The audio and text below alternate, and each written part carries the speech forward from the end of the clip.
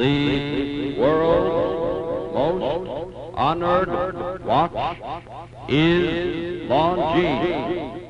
Longines watches have won 10 World's Fair grand prizes, 28 gold medals, and more honors for accuracy than any other timepiece. Longines, the world's most honored watch, is made and guaranteed by the Longines Whitnall Watch Company. It's time for the Longines Chronoscope, a television journal of the important issues of the hour, brought to you every Monday, Wednesday, and Friday. A presentation of the Longines Whitnall Watch Company, maker of Longines, the world's most honored watch, and Whitnall, distinguished companion to the world-honored Longines. Good evening. This is Frank Knight. May I introduce our co-editors for this edition of the Longines Chronoscope? Mr. William White, war correspondent and editor of the Emporia Gazette, and Mr. William Bradford Huey, editor of the American Mercury. Our distinguished guest for this evening is Dr. H.C. Byrd, president of Maryland University. The opinions expressed are necessarily those of the speakers. Dr. Byrd, you, of course, are president of the University of Maryland, the school that's to play in the Sugar Bowl.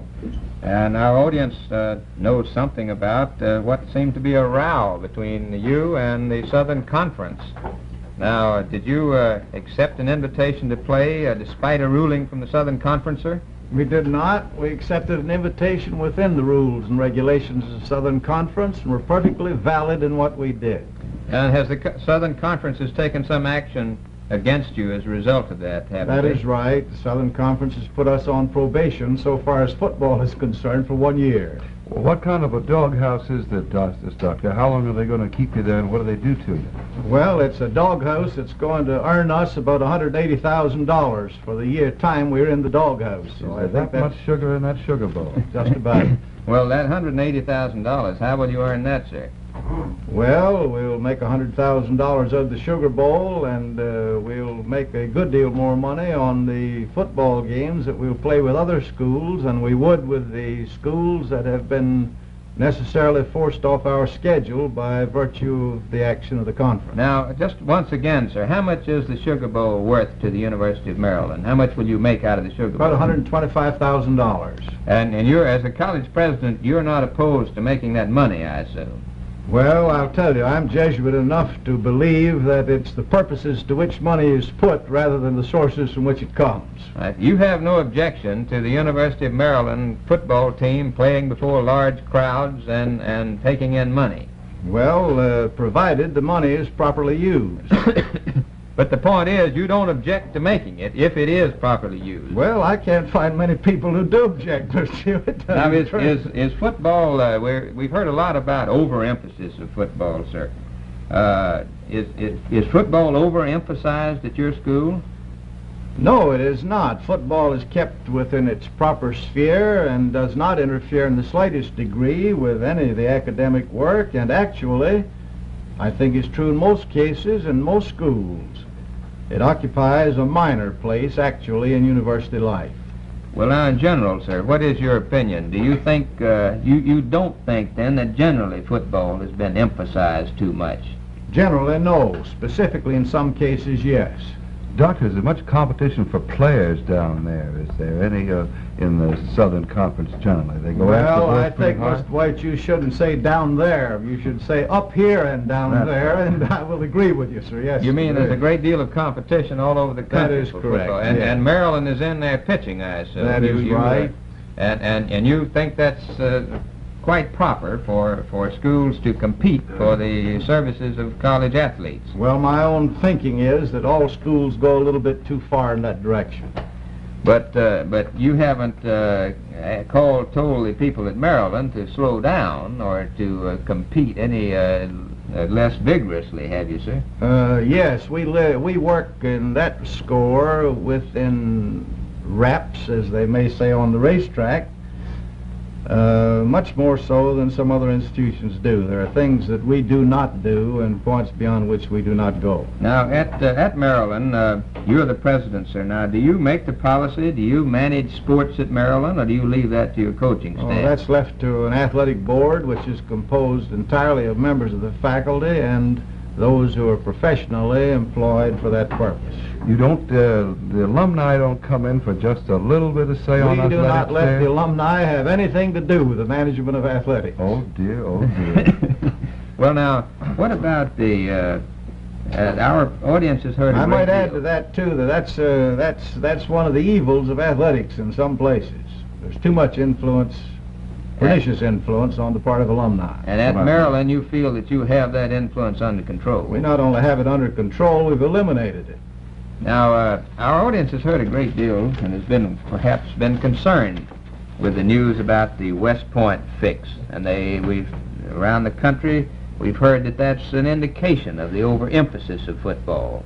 Now, specifically, do you think that the West Point scandals were the result of overemphasis of football? No, I'm inclined to think, and possibly I shouldn't say this, it certainly isn't diplomatic to say it. The situation at West Point might have developed with any group of students, because they just should not have given the same type of examinations year after year and asked the same questions year after year. You'd be inclined to excuse the boys partially and to place the blame elsewhere for the result. You can't excuse dishonesty under any circumstances, but you can develop circumstances of such a nature as to prevent opportunities for dishonesty. Do you think that there is a general deterioration among students? Do you think that the West Point scandals, the basketball fixes, indicate that there is a deterioration of standards of honor among students? No, sir, I do not. I think the average college student today is a better man, and the average college girl today is a better woman than they were 20 years ago, and I think they're getting better and better all the time. The average college student is a pretty high-class youngster. By the way, Doctor, on this recent ruling of the Federal Communications Commission enforcing the free televising of games, what do you think about that? Is are the conferences right, or the FCC? What? Well, my viewpoint about that's a little bit different from the athletic people. They feel that television is cutting in greatly on receipts. My judgment is that television cuts in on some particular games, but in the long pull it will do more in the way of advertising and do more for athletics, or as much for athletics as any other one factor. So you're not, you are opposed to the present ruling by the National College body, are you, sir? I think there should be no restrictions unless they be of a minor nature and connection with some particular game. And specifically, you'd have no objection to all of the games played by your school being televised. We would like to have them televised. In the first place, it makes the athletic board some money, and money can be used very advantageous. You think that in televising, there is more money to be made in televising than in restricting televising? I do, in the long run, yes, over the long pull. While specifically for some games and in some particular season you might lose some money, the resultant advertising and the building up of interest among people over the years will be very, very valuable, because it's proved in radio. They didn't want radio games broadcast at the start, but after a while they began to see that radio actually was building better crowds. Eventually, you think that there will be freedom of televising. You think that all schools will allow I think that? the public will demand it. And what the public demands, the public's going to have. Now, sir, I'd like to come back just one second to a point that you made before. You believe that it's perfectly proper for a college president to plan to make as much money as possible with his football team. Well, I doubt if any college president makes plans of that kind. Certainly we don't, and I don't. I do think that it's a good thing if a football team can make money in a season, because that money helps to carry on a larger program, bringing in more students, helps out the physical education program, and affects the student body advantageously. Do you recognize any ill effects of the present college football system?